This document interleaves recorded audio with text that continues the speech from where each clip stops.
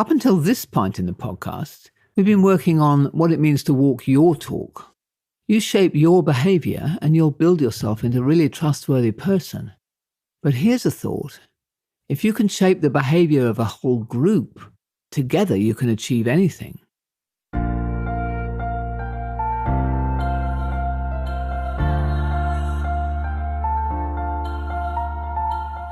This is Walking Your Talk, a personal development podcast about leadership, authenticity and courage.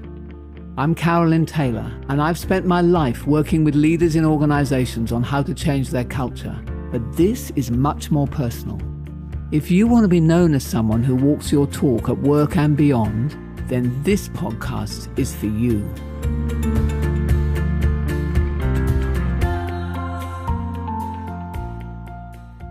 After our holiday break, today I want to start a very exciting new series and a whole new dimension, which is how you can shape the behaviour of others and how actually as part of walking your own talk, you build communities of people around you who are walking their talk.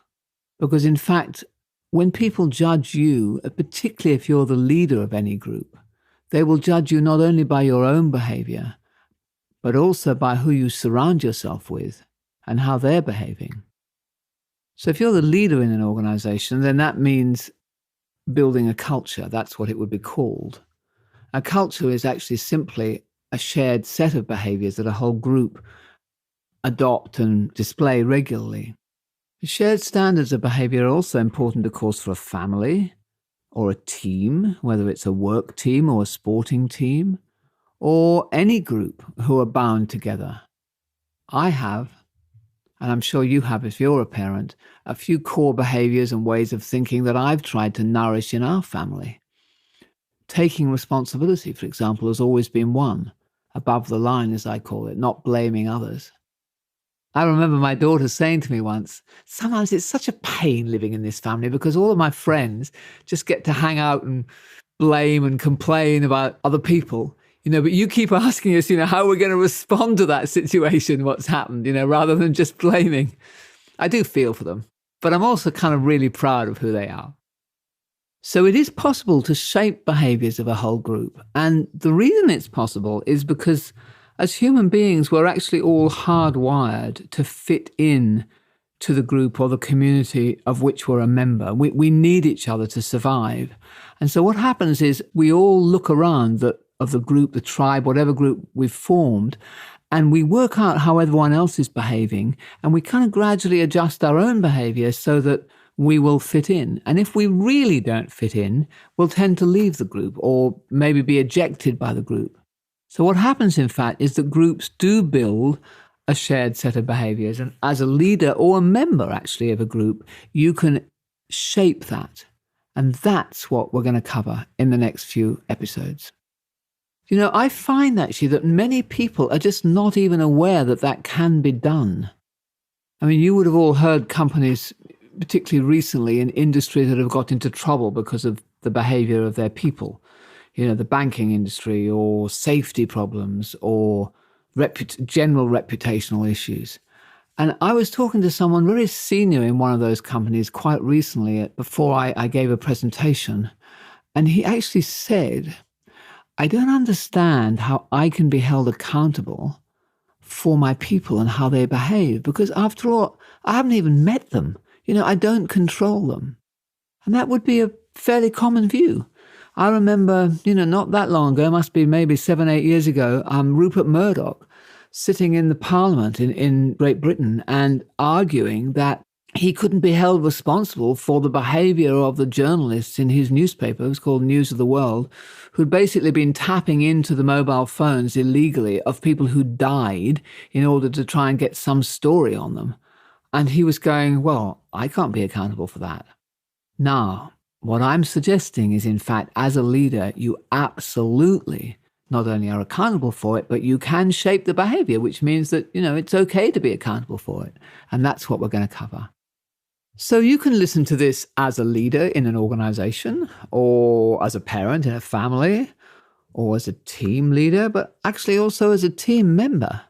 Or if you want to think really big, as a concerned member of, your community or your country or society, because you can shape the behavior of others, and that's what I'm going to want to explore. So, first exercise for this week is to get really clear on what behavior it is that you want to build into your group. And here's my first piece of advice based on many years of experience. Start with one. Start with one behavior. So, I advise organizations on culture, and they often come in with this great long list of behaviors that they want to see in their people. They want more accountability, they want more teamwork, they want more customer-centricity, they want this, they want the other. And what happens is that, I am encouraging them to just pick one, because as you'll see as we go on, just getting one established as a habit is actually pretty damn hard. So much better try one, get some success, build it as a norm. If you succeed at that, you can try some more. So which one might you consider to pick? So, maybe your organization's already laid out a list, in which case, pick one of those. In the earlier episodes of this podcast, we have lots of examples of customer-centric behaviors or one-team behaviors or empowerment and so on. Or, second option is to pick something that really matters to you. So imagine your group or your team or your family or whatever. Imagine that everyone was displaying this one behavior most of the time. What difference would that make? This is a great exercise to do, actually. Pick one and imagine everything. What would be different? What different outcomes would there be? For example, for a team, the motivation would be different, or the engagement would be different, or family, the happiness would be different, the love would be different. Or for others, maybe their customers. In what way would your customers be different? Or what could you achieve that was different as a business or a performance outcome? So here are some examples which I've found very powerful because they are very clear. But any one of them, if you imagine what it would be like for the whole of your group were doing this, do what you say you'll do. Imagine if that was a behavior that was the norm in the group you're thinking of. Imagine the trust you would build, or the reliability with customers, the delight that they would see from that. So that one behavior has got all sorts of major outcomes. So, why dilute it by trying to do a dozen other behaviors all at the same time? Frankly, just to get you do what you say you're going to do as a norm in your community is a big deal. Another one that's quite fun to work with is listen. Listen fully right to the end. Now here I've got a confession actually, because in my family, the one I was a child in, we never learnt this. Our norm, completely normal, would be that everyone would interrupt each other all the time, still does. We all sit down over the dinner table, and we had a big deal about sitting down over the dinner table and having all these lively discussions and arguments, and it was absolutely great. But it was completely normal behavior that everyone just jumped over each other and spoke over to each other. And frankly, we were interested in saying what we wanted to say much more than listening to someone else. I have to tell you, and any of you who know me may know this, but interrupting is something that I really have to work on even now, because I never got it in the culture that I grew up in. And it wasn't until I moved into other groups that people went, actually, you're not listening to me. You're interrupting me. Okay, what do you mean? Anyway, enough said. So, listening is a good one. Speaking up, raising difficult issues. That's another very clear behavior that you could pick and really work on. Or don't blame, take responsibility. Or something more specific, like no explicit or implicit sexual innuendos. You think about one that would be really meaningful for you. The more specific it is, the easier it is to achieve. And the reason for that is because when you're seeking to shape the behavior of a group, it's much easier if the behavior or its opposite is visible, and that when it happens, everyone can agree that it did happen or it didn't happen.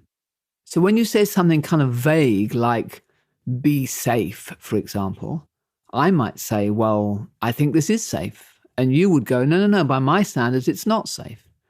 Whereas don't go over the speed limit is very clear.